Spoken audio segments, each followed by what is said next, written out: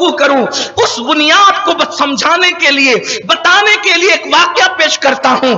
یہ واقعہ نظم اللعالی کے اندر یہ کتاب ہے حضرت سید محمد بلگرامی رحمت اللہ علیہ کی, اور اس کا نام جو نظم اللعالی ہے یہ لؤلؤ یخرج منہم اللؤلؤ والمرجان, اس آیت سے اس کا نام اخذ کیا گیا ہے. نظم اللعالی سید محمد بلگرامی نے بھی لعالی نام سے لکھا. اسی طریقے سے جو ہے وہ اسی گھرانے کے چشم چراغ انہوں نے جن کا مزار مصر میں ہے انہوں نے بھی لعالی کے نام سے کتاب لکھی. غرض کے لولو اس نسبت سے کئی کتابیں لعالی کے حوالے سے لکھی گئی. اس میں یہ واقعہ درج ہے جس کا مفہوم یہ ہے جرأت آتی کہاں سے ہے, جرأت آتی کہاں سے ہے, ہمت آتی کہاں سے ہے. اس لیے کہ کچھ چیزیں انسان باہر سے سیکھتا ہے اور کچھ چیزیں انسان کے اندر سے آتی ہے.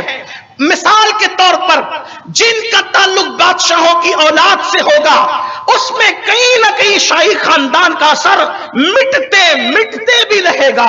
مثال کے طور پر لوگ کہتے رسی جلی بل نہ جلا, ایسے میرے آقا علیہ السلام نے خود فرمایا اسلام میں نسب پہ فخر جائز نہیں, لیکن اللہ کے رسول نے فرمایا مومنوں کا جو امام ہوگا الائمۃ من القریش, کہ جو امام ہوگا امیر المومنین ہوگا وہ قریش سے ہوگا. کیوں؟ اس لیے کہ کسی ہلکے پھلکے کو لا کر بٹھائیں گے تو کہیں 2 پیسے کے بدلے میں سودا نہ کر لے. اس طریقے سے آثار ہوتے ہیں, معاملات ہوتے ہیں. اللہ اکبر, نسب پہ فخر حرام ہے, نسب پہ فخر جائز نہیں ہے, لیکن اللہ اکبر اس کے کچھ اثرات بھی اسلام کے اندر ہے. میرے آقا علیہ السلام کے پیارے دیوانوں, سیدنا فاروق اعظم رضی اللہ تعالیٰ عنہ غیر گزرے لوگوں کو جو ہے وہ عمارت کے مقام پر فائز نہیں فرماتے تھے. آپ اس کی بھی تاریخ اٹھا کر دیکھ سکتے ہیں. میرے آقا علیہ الصلوۃ والتسلیم کے پیارے دیوانوں, جب تک اسلام کا پرچہ اماموں کی آل کے ہاتھوں میں رہا, ائمہ کی اولادوں کے ہاتھوں میں رہا, اس وقت نظام کچھ اور تھا, اور بعد میں جو نظام بدلا آپ اس کی تاریخ بھی پڑھ لیں, اس کی طرف نہیں جاتا. لیکن نظم اللعالی سے جو بات آپ کو پیش کرنا چاہتا ہوں وہ یہ ہے کہ امام کے انقلاب کی وجہ کیا ہے, امام کی جرأت کی وجہ کیا ہے.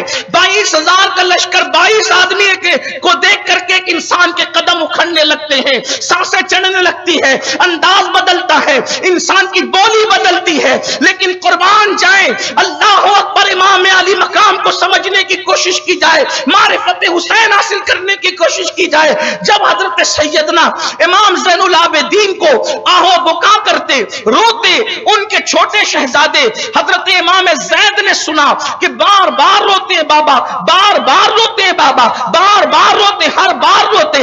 امام زین العابدین سید سجاد عابد بیمار امام الائمہ اللہ اکبر زین العباد رضی اللہ تبارک و تعالیٰ عنہ صرف روتے روتے روتے روتے, ٹھنڈا پانی زندگی میں نہ پیا.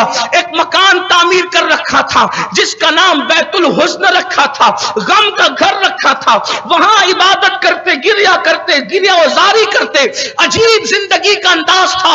ایک دن امام محمد باقر جو امام زین العابدین کے بڑے شہزادے ہیں, چھوٹے شہزادے نے کہا بھیا بابا ہمیشہ روتے کیوں ہیں, اللہ اکبر. تو اس وقت امام زید سے امام محمد باقر نے کہا یہی سوال میں نے بھی کیا تھا زین العابدین پاک سے, تو انہوں نے کہا تھا بیٹا یعقوب تو ایک یوسف کھوتا ہے اور یعقوب کو پتا ہے کہ بیٹا زندہ ہے یا فوت ہو چکا ہے. جب یعقوب جو ہے بیٹے کو زندہ محسوس کرتے ہیں تو کچھ صبر ہو جاتا ہے, اور جب سوچتے ہیں کہ فوت ہو گیا, اتنا عرصہ بیت گیا, تو رونے لگتے ہیں. شک کے اندر, شک میں روتے روتے یعقوب کی آنکھیں سفید ہو گئی. یعقوب نے ایک یوسف کھویا تو روتے روتے آنکھیں سفید کر گئے. میں نے ایک نہیں, میں تو اپنے خاندان کے 19 لوگوں کو اپنی نگاہوں کے سامنے میں نے ذبح ہوتے دیکھا, گھوڑے دوڑتے دیکھے, نیزوں پہ سر اٹھتے دیکھے, جسم سے کپڑے اترتے دیکھے, بیبیوں کے دوپٹے چھلتے دیکھے. اب میں نہ رہوں تو کون میرے بیٹوں, اگر مجھ پر جو افتاد پڑی کسی پہاڑ پہ پڑتی تو وہ پہاڑ بھی ریزہ ریزہ ہوتا. اب میں کیوں نہ روؤں. امام محمد باقر نے وہ داستان اپنے چھوٹے بھائی امام زید کو سنائی. سیدنا زید رضی اللہ تبارک و تعالیٰ نے فرمایا کہ میں نے ان ظالموں سے بدلہ لینا ہے. تو حضرت زید کو امام محمد باقر نے کہا زید بدلہ لینے جائے گا, اگر تو نبی کی اولاد بن کر سید بن کر گیا تو تجھ پر افتاد بہت پڑے گی, تجھے ستایا بہت جائے گا, تجھے تکلیف بڑی پہنچائی جائے گی. اگر تو اہل بیت کو یعنی اپنے آپ کو اہل بیت بتا کر, سید بتا کر, آل رسول بتا کر مقابلہ کرے گا تو تجھ پر وہ بہت نظر رکھیں گے, تکلیف پہنچائیں گے, نقصان پہنچائیں گے. تو نے اپنے آپ کا نسب ظاہر نہیں کرنا بلکہ اپنے آپ کو تاجر ظاہر کرنا کہ میں ایک تاجر ہوں اور آیا ہوں کسی کام سے, لیکن بدلہ ان سے لینا.